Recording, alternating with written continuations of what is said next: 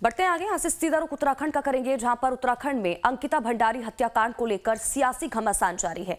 और इस बीच मुख्यमंत्री पुष्कर सिंह धामी ने पहली बार मीडिया से बात करते हुए हत्याकांड को लेकर सरकार का रुख साफ किया। सीएम ने कहा कि सरकार हर तरह की जांच के लिए तैयार है, लेकिन किसी भी फैसले से पहले सामने आए तथ्यों और सबूतों की जांच जरूरी है। तो देखिए, सीएम ने कहा कि सोशल मीडिया पर वायरल हो रहे लोग सीबीआई की जांच के लिए उस समय में न्यायालय में भी अर्जी लगाई गई, सुप्रीम कोर्ट, हाई कोर्ट, सभी लोगों ने उसको सुना। सुप्रीम कोर्ट ने भी, हाई कोर्ट ने भी, और जो सेशन कोर्ट है वहां पर इस पर लगातार कार्रवाई चलती रही। और जो मजबूत पैरवी थी, उसी मजबूत पैरवी का परिणाम था कि उन्हीं तीनों आरोपियों को आजीवन कैद की सजा सुनाई गई।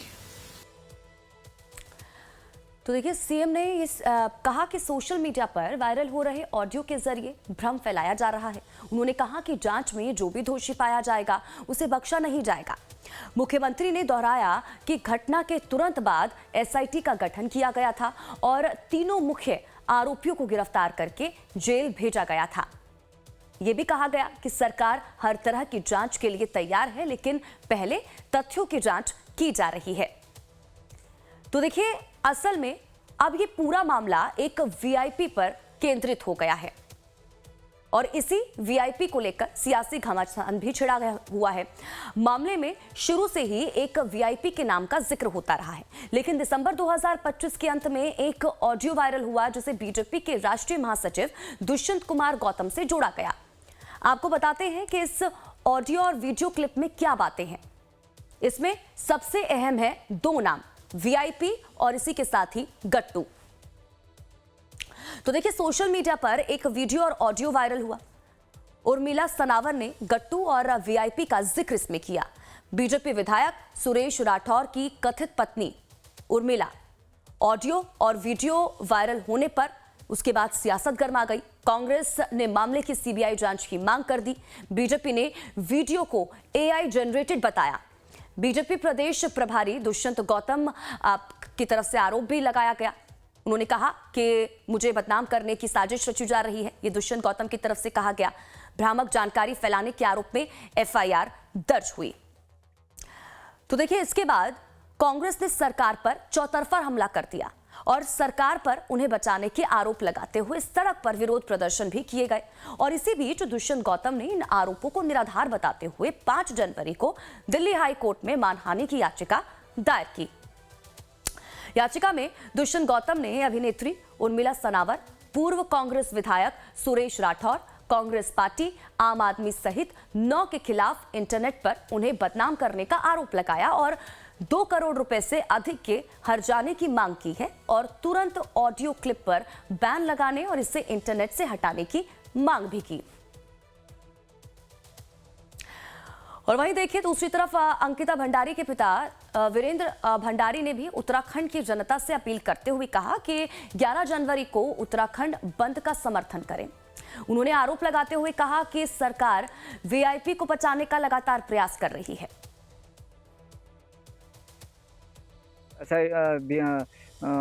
सीबीआई की जांच नहीं रखी तो 11 तारीख के बाद एक उत्तराखंड में जन आंदोलन की प्रक्रिया शुरू हो जाएगी।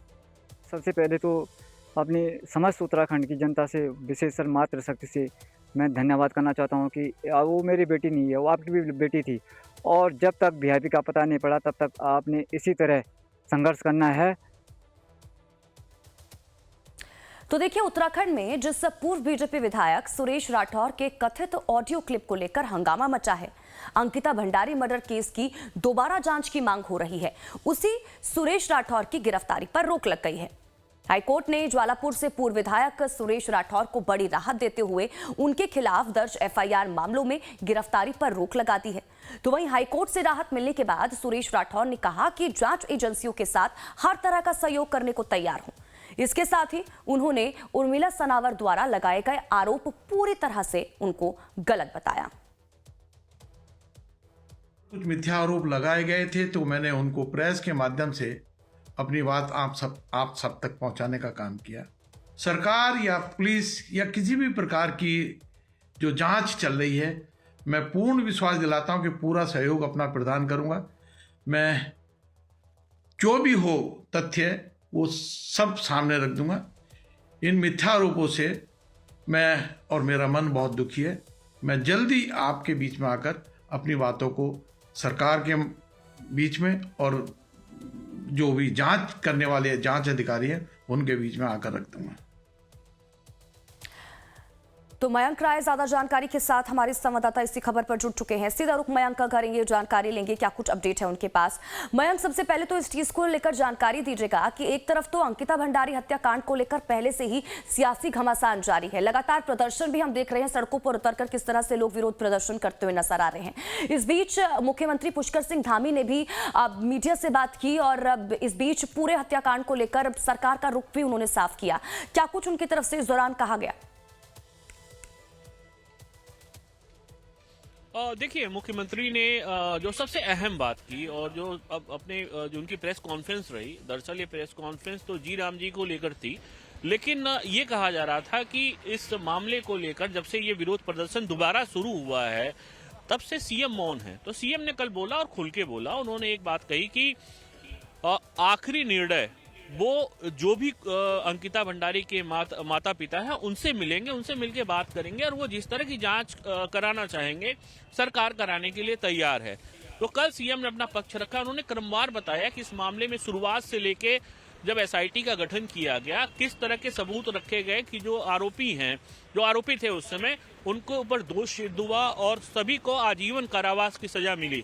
और कोई अगर इसमें हिडन तथ्य होता या कोई वीआईपी होता तो जिसको सजा होती है वो वीआईपी का नाम ले लेता है, वो अपनी जान को आफत में नहीं डालता है। तो यानी कहीं ना कहीं जो जांच रही वो सही रही और इसके साथ ही दोषियों को सजा हो चुकी है। अब दोबारा से जिस तरह से उर्मिला सनावर ने एक ऑडियो जारी किया, लगातार क्रमवार ऑडियो फेसबुक पे जारी करती नहीं, कल वो देहरादून पहुंची है और कल रात में एसएसपी अजय सिंह और जो एसपी ग्रामीण यहाँ की हैं जया बलूनी, उन्होंने तकरीबन 2 से ढाई घंटे जो है बातचीत की है उर्मिला सनावर से और आज एसआईटी उनसे पूछताछ कर सकती है इस पूरे मामले को लेकर जो नई एसआईटी गठित की गई है। और वहीं सुरेश राठौर के भी आज देहरादून आने की संभावना व्यक्त की जा रही है। ये कहा जा रहा है कि सुरेश राठौर भी आज यहाँ आकर अपने बयान दर्ज करा सकते हैं। लेकिन इन सबके बीच में जो सरकार के लिए एक बड़ी चुनौती है वो ये है कि विभिन्न संगठनों ने 11 जनवरी को उत्तराखंड बंद का आह्वान कर रखा है। तो क्या उससे पहले सरकार कुछ ऐसा प्रयास कर सकती है कि लोगों के विरोध को थामा जा सके?